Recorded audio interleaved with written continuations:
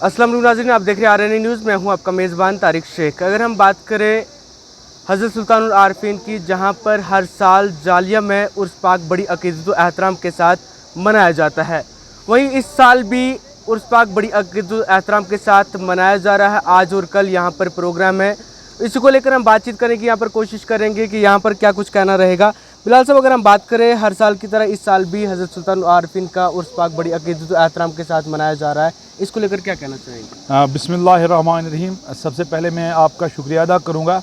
जैसे कि आप जानते हैं, ये हर साल जो है वो 23 और 24 सफ़र को ये उर्स पाक हज़रत सुल्तानुल आरफीन शेख हमज़ा मखदूमी महबूबी कश्मीरी रहमतुल्लाह अलैह, जिनका जो है वो आस्ताना आलिया कश्मीर में वाक़या है। लेकिन मैं आपको बताऊं कि अरसा कदीम से ये उर्स पाक सरज़मीन जालिया में यहाँ पे मनाते आ रहे हैं और सैकड़ों साल इस उर्स पाक को यहाँ पर मनाते हुए जो है वो हमारे आबो अजदाद आ रहे हैं। तो आज भी इमसाल भी जो है ये 2 रोज़ा उर्स पाक यहाँ पर आज और कल यानी 20 और 21 सितंबर को यहाँ पर मनाया जा रहा है। तो आज ख़त्मात मौज़मात का प्रोग्राम है और शाम को जो है वो नात तिलावत कलाम पाक की जो महफ़िल यहाँ पर उसका इनकाद होगा। और कल जो यहाँ पर शान औलिया कॉन्फ्रेंस होगी, जिसमें ज़िला पुंछ के तमाम नामवर उलमाए अहले सुन्नत के अलावा वादी कश्मीर से मुकर्रर खसूसी मौलाना गुलजार अहमद शहदाई साहब, जो हज़रत दस्तगीर साहब के दरबार आलिया में इमाम ख़तीब हैं, वो कल मेहमान खसूसी की हैसियत से तशरीफ़ ला रहे हैं। और पीर तरीक़त जनाब पीर ग़ुलाम हसन सरवर्दी साहब जो है वो बडगाम से तशरीफ़ फरमा होंगे। तो कल का यहाँ पर जो प्रोग्राम होगा, यहाँ पर जो अवाम का जम गफ़ीर होगा।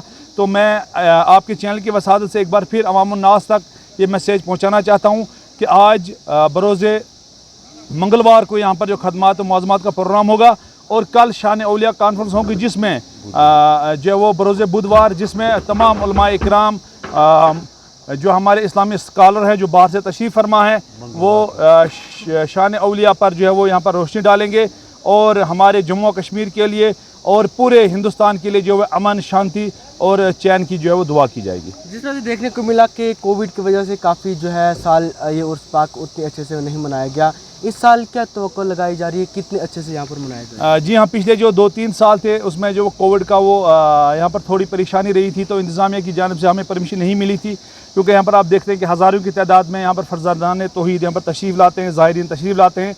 तो इमसाल जो है वो हमने इंतज़ामिया से जब बात की तो उन्होंने हमें परमिशन दी है।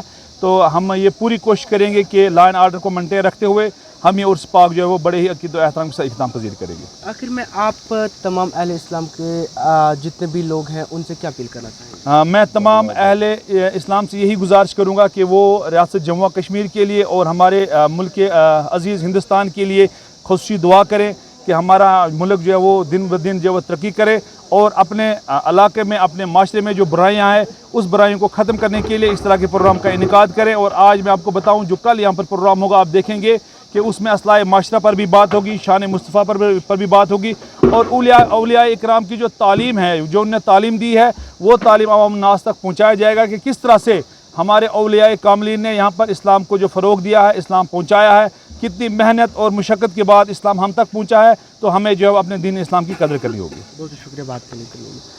साल यहाँ पर उर्स पाक बड़ी अक़ीदत व एहतराम के साथ मनाया जाता था। पिछले 2-3 साल कोविड की वजह से उर्स पाक नहीं मनाया गया, लेकिन अमसाल इंतज़ामिया की जानिब से परमिशन दे दी गई है। अमसाल जो है यहाँ पर उर्स पाक बड़ी अक़ीदत व एहतराम के साथ मनाया जाएगा।